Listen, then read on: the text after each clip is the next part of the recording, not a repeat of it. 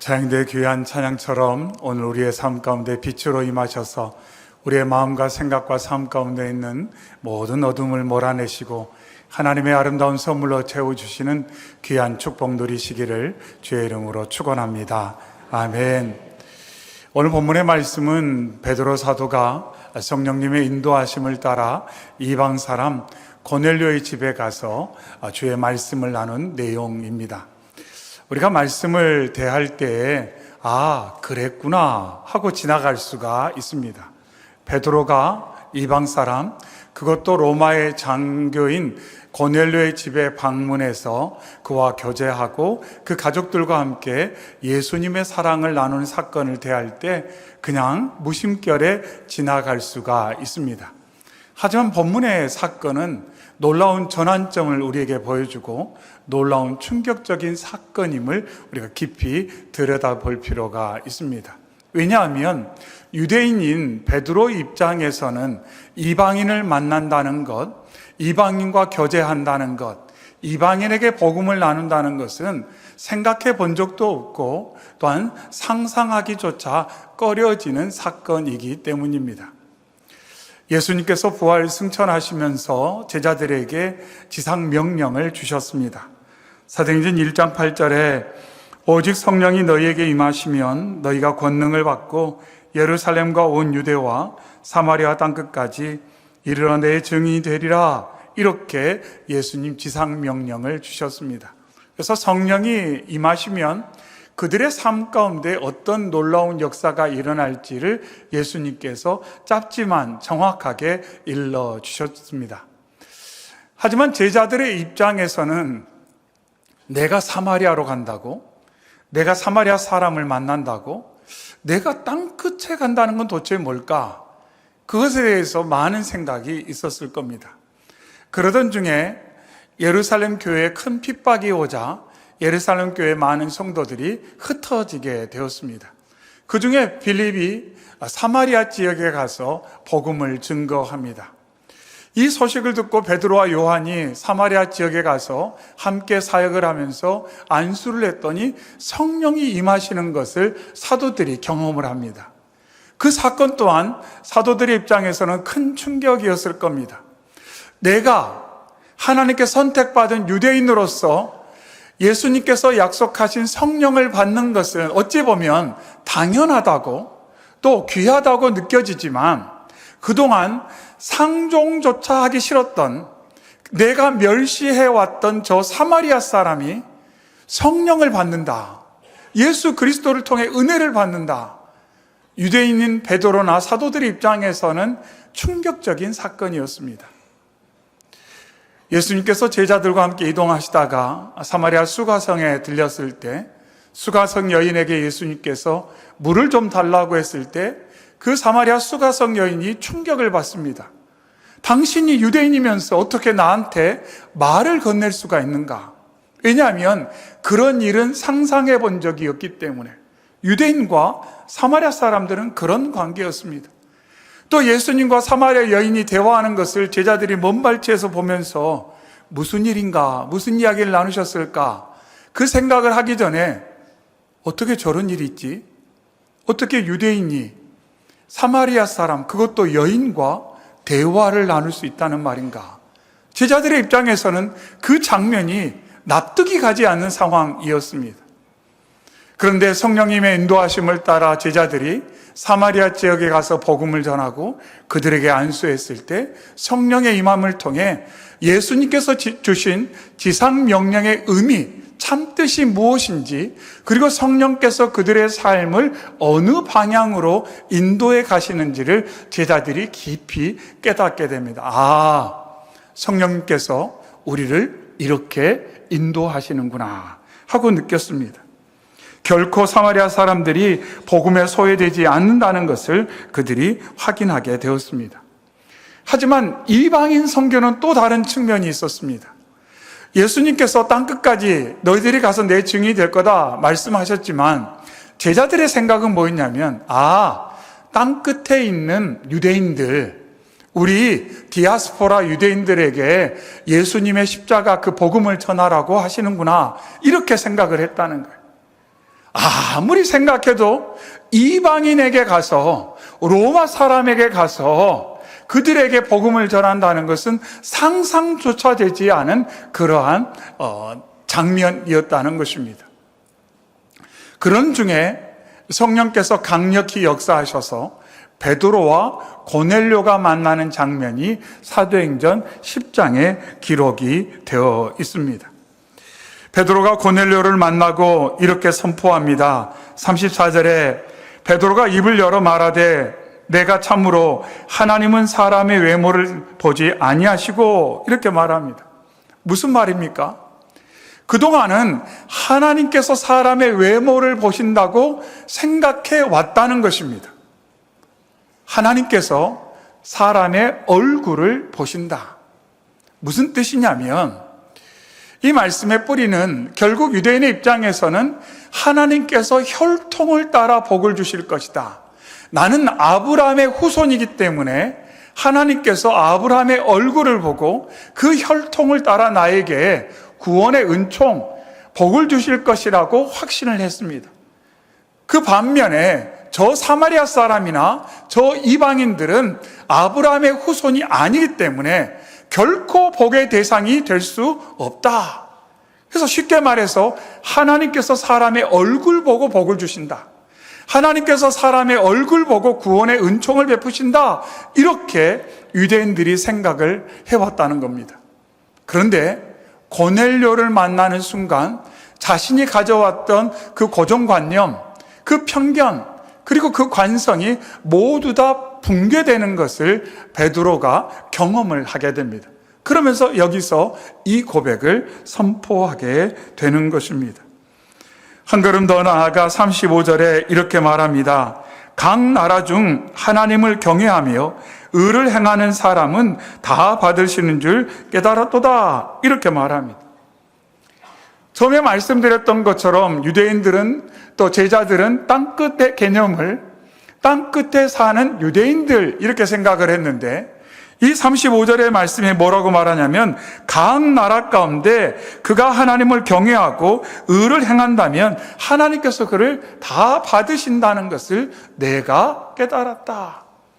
아주 담백하게 기록되어 있지만 베드로가 이 고넬료와의 만남을 통해서 얼마나 큰 충격을 받았는지를 알 수가 있습니다.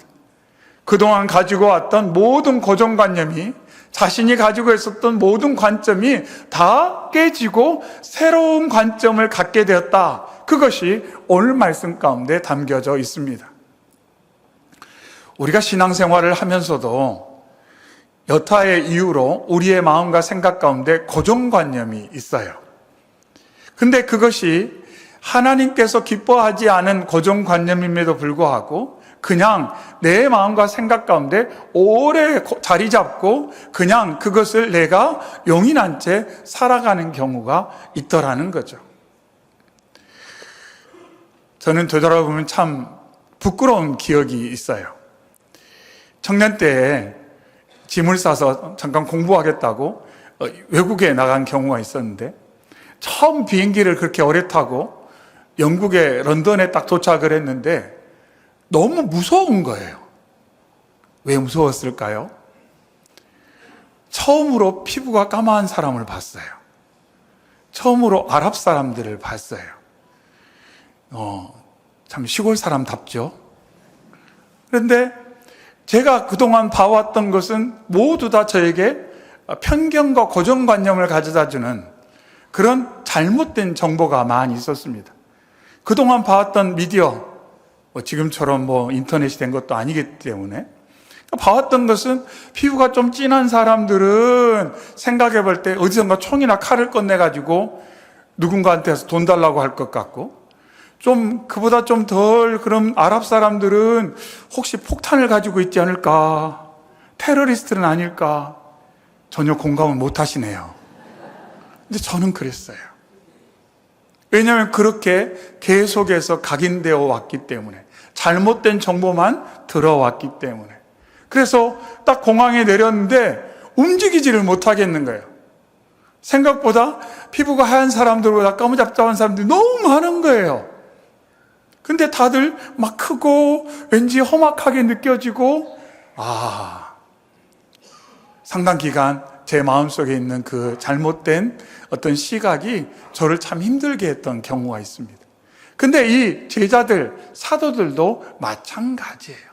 평생을 하나의 관점으로 살아왔습니다. 그것이 맞다고 생각했어요. 그것을 하나님께서 인정하시는 관점이라고 생각했습니다. 하지만 고넬료를 딱 만나는 순간 모든 것이 무너지고 새롭게 정립되는 그 모습이 이 사도행전 10장에 기록되어 있습니다.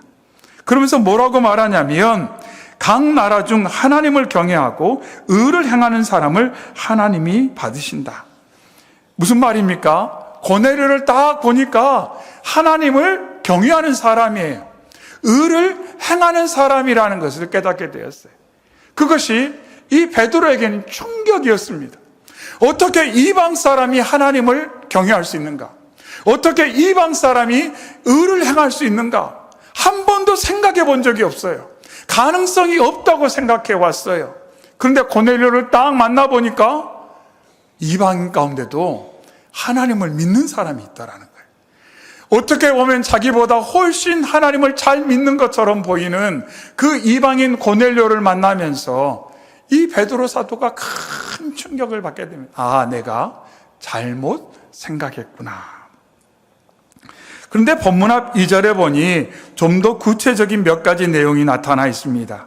본문 앞 2절에 그가 경건하여 온 지방과 더불어 하나님을 경외하며 백성을 많이 구제하고 하나님께 항상 기도하더니, 하나님을 경외하는 그 중심이 그의 삶 가운데 어떻게 나타나는지 그것을 2절에서는 담백하게 몇 가지로 소개하고 있습니다.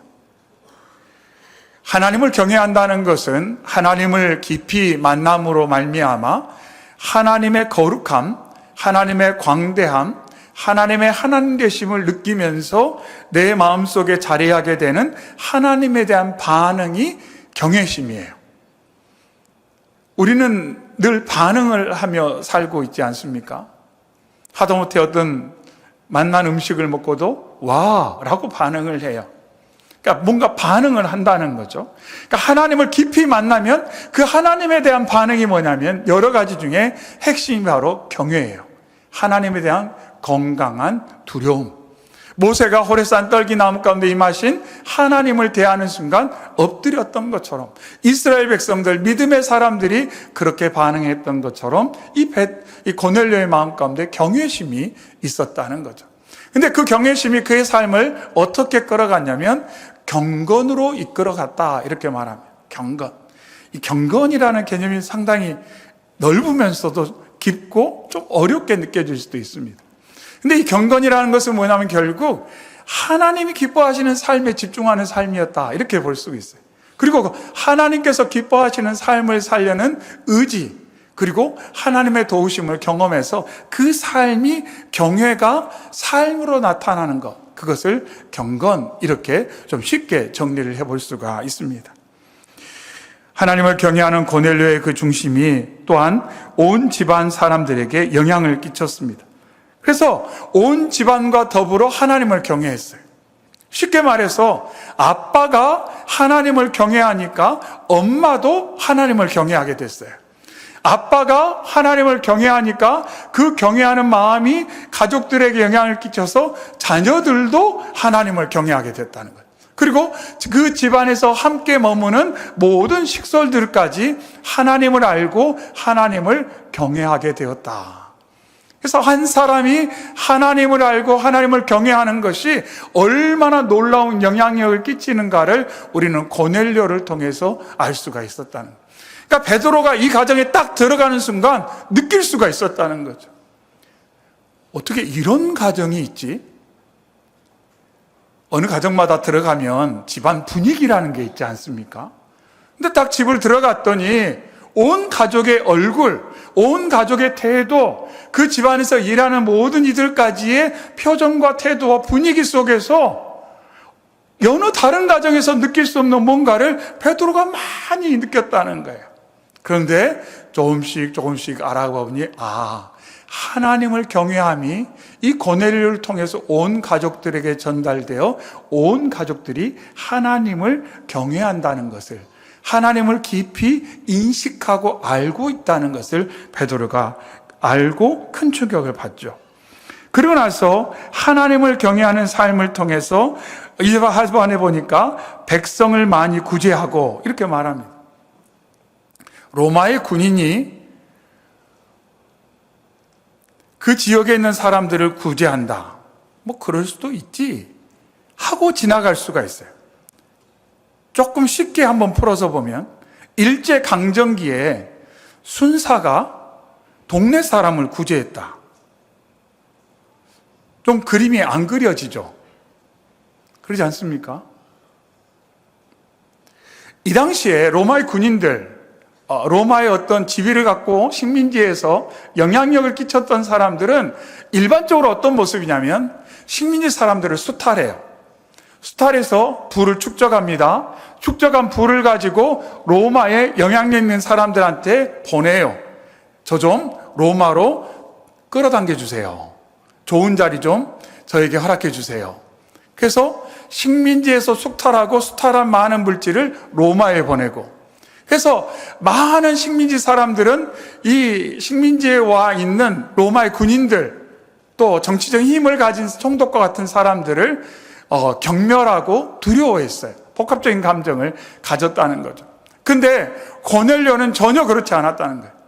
다른 모든 그런 로마의 군인들이나 지위를 갖고 있는 사람들이 그곳에서 어떻게 하면 좀 더 많은 물질을 내가 얻을 수 있을까? 수단과 방법을 가리지 않고 있을 때에 이 고넬료는 도리어 자기에게 있는 돈을 식민지 사람들에게 썼다는 거예요. 상상할 수 없는 모습이라는 거죠. 그래서 베드로가 그런 모든 모습을 볼 때, 정말 이 사람이 하나님을 경외하는 사람이구나. 하나님의 마음을 품고 하나님의 긍휼과 자비를 알아 정말로 자신이 가지고 있는 힘으로 사람들의 물질을 착취할 수도 있는데 그렇게 하지 않고 도리어 자기에 있는 것을 누군가에게 나누는 모습을 보면서 정말 하나님을 경외하는 사람이구나. 그리고 그는 하나님께 항상 기도하는 사람이었습니다. 여기서 항상이라는 것은 모든 것을 통하여 이런 뜻인데, 즉 삶과 일의 모든 상황에서 고넬료가 늘 기도를 했다는 겁니다. 여러분, 기도가 어떻게 이루어진다고 생각하십니까? 기도는 어떻게 이루어질까요?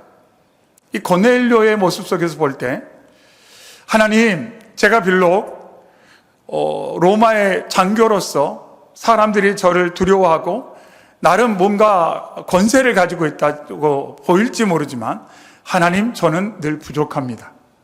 저에게 지혜를 주시고 저에게 주어진 이 역할을 가지고 하나님의 영광 가리지 않도록 저를 도와주시고 붙들어 주시고 사용해 주시옵소서. 결국 고넬료의 마음 가운데 겸손이 있었기 때문에 하나님 앞에서 느끼는 자신의 연약함에 대한 인식이 있었기 때문에 그가 기도하는, 항상 어떤 때든지 어느 상황에서든지 기도의 삶을 살았다는 것을 우리는 이 말씀 속에서 엿볼 수가 있습니다. 그런데 이 모습을 보고 베드로 사도가 뭐라고 말하냐면 35절 하반에 다 받으시는 줄 깨달았다 이렇게 말합니다. 다 받으시는 줄. 이 받으시다라는 것은 하나님께서 기쁘게 수용했다 이런 뜻이에요. 기쁘게 수용했다. 그런데 베드로만 이 말을 한 것이 아니라 본문 앞 4절에 보면 천사도 이렇게 말합니다. 천사가 이르되 내 기도와 구제가 하나님 앞에 상달되어 기억하신 바가 되었으니 이렇게 말해요. 천사가 고넬료에게 뭐라고 말하냐면 너의 기도와 너의 구제가 상달되었다. 하나님께 기억이 되었다 이렇게 말합니다. 이 상달되었다는 것은 어떤 뜻이냐면 구약의 제사와 관련되어 있는데 우리가 어릴 때 주일학교 때 아벨의 제사를 그림을 이미지로 떠올리면 아벨이 제사를 드릴 때 제물을 하나님께 바칠 때 그 연기가 하늘로 쫙 올라가는, 근데 가인의 제사를 드렸더니 막 바람이 불어서 연기가 올라가지 못한 그런 이미지. 그런 이미지를 떠올려 보시면 돼요. 그러니까 이 고넬료가 하나님 앞에 기도를 드릴 때 그 기도가 하나님 앞까지 온전히 전달이 되고 하나님께서 그 기도를 받으셨다, 이렇게 말씀하고 있어요. 근데 받을 뿐만 아니라 기억되었다, 이렇게 말하는데, 이 기억되다는 것은 기념물이 되다, 이런 뜻이에요. 기념물이 되다. 여러분 어디 여행 갔다가 뭔가 기념품 사오죠. 기념품, 또 뭐 사진도 찍고. 그래서 어디인가에 이제 기념품을 놔두면 그 기념품을 볼 때마다 그때의 기억을 떠올립니다. 아, 거기 가서 뭐도 보고 어떤 것도 먹고 누구랑 즐거운 시간 보냈지 하면서 과거를 회상하고 그때의 기쁨이나 즐거움을 다시금 느끼는 거예요. 근데 고넬료의 기도와 고넬료의 그러한 구제가 하나님께 기념품이 되었다는 거예요. 그래서 하나님께서 딱 고넬료의 기도와 그 구제를 한쪽에 딱 놔두시고 그걸 볼 때마다 고넬료의 기도, 고넬료의 구제, 그러면서 하나님께서 그것을 볼 때마다 마치 우리가 어떤 기념품을 보는 것처럼 흡족한 기쁨과 행복감을 하나님께서 늘 누리고 계신다, 이렇게 천사가 고넬료에게 말씀 선포를 하고 있다는 겁니다. 이런 내용을 통해 고넬료라는 인물이 어떤 인물인지를 정확히 알 수 있고, 하나님을 만나 하나님을 경외하는 삶이 실제적으로 삶의 현장 가운데 어떠한 열매나 어떠한 영향력을 끼치는지가 잘 나타나 있고, 그 삶 가운데 하나님 역사하셔서 베드로 사도를 그 가정으로 인도하시고 베드로 사도를 통해 예수 그리스도의 복음을 듣게 하시고 안수받게 하시고 성령의 역사를 경험하는 놀라운 축복이 연이어져 나타나는 것을 보게 됩니다. 고넬료가 하나님을 경외했지만 그렇다고 해서 예수 그리스도의 십자가를 모두 다 아는 것은 아니었어요.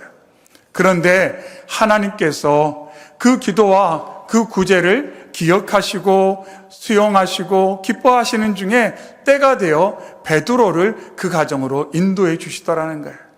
즉 나를 복되게 하려고 하나님께서 사람도 붙여주시고 만남의 복도 주시고 내 삶 가운데 놀라운 축복의 일들을 계속 이루어 간다는 것을 우리는 고넬료의 모습을 통해 알 수가 있습니다. 어떤 사람에게요? 하나님을 경외하고 의를 행하는 사람, 하나님을 경외함으로 기도와 구제에 집중했던 사람, 그 사람의 삶 가운데 하나님께서 놀라운 일을 행하시고 그 놀라운 일들을 가족들과 자녀들에게 계속 이어가는 모습이 이 사도행전에 기록되어 있습니다. 모든 것의 출발점은 하나님을 만나는 것이요, 그 하나님을 만남으로 경외하는 마음을 갖게 될 때 그것이 한 걸음 한 걸음 마치 나무의 과실의 열매를 맺는 것처럼 우리의 삶 가운데 놀랍고 폭발적인 역사를 이루신다는 겁니다. 바로 원하는 것은 오늘 예배하는 저와 여러분이 우리가 예배하며 집중할 것은 딱 한 가지입니다. 하나님, 예배 시간 우리 가운데 임하시고 동행하시고 역사하시는 하나님을 제가 인격적으로 깊이 만나기를 원합니다. 그래서 제가 하나님을 만남으로 말미암아 고넬료와 같은 중심을 갖게 하시고 하나님을 경외함으로 삶을 살아갈 때 제 인생 붙들어 주시고 우리의 가정 가운데 역사하시고 공동체 가운데 주님 역사하여 주시옵소서. 우리가 우리 자녀들 생각할 때 여러 기도의 제목이 있지만 가장 중요한 기도의 제목은 딱 한 가지입니다. 하나님, 우리 자녀가, 우리의 다음 세대가 예배 시간에, 기도 시간에, 여름 수련회, 성경학교를 통해 우리 하나님 예수 그리스도 만나게 하시고 그가 하나님을 경외하는 자로 일생을 살게 하여 주시옵소서. 그것이 되면 다른 건 돼요. 오늘 말씀이 그것을 우리에게 일러주고 있습니다.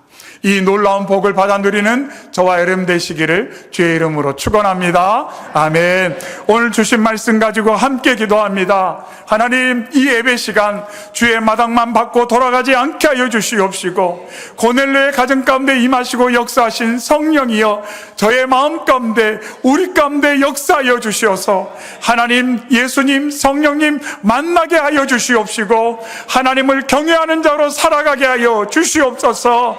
이런 이러한 역사가 우리의 심령 가운데, 우리의 가정 가운데, 우리의 교회 가운데, 특별히 하나님 여름 성경학교 수련을 통해 우리 다음 세대 가운데, 전도행을 통해 화순과 해남 땅 가운데 이 놀라운 역사가 일어나게 하여 주시옵소서. 우리 주여 한번 외치고 기도하겠습니다. 주여!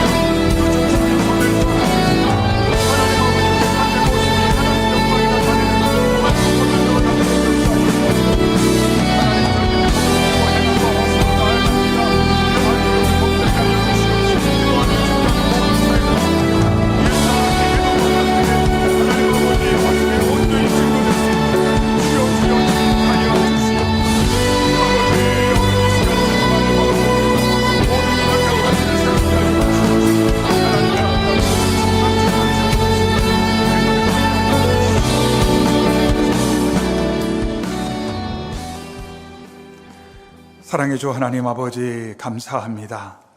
귀하고 복된 날 저희를 주 앞으로 인도하여 주셔서 하나님을 경외하는 고넬료의 모습을 통해 나는 어떤 중심을 가지고 믿음 생활을 하고 있는지 하나님 들여다보게 하시고 주의 도우심을 겸손히 구하며 기도할 수 있도록 믿음의 힘 주신 것 감사합니다.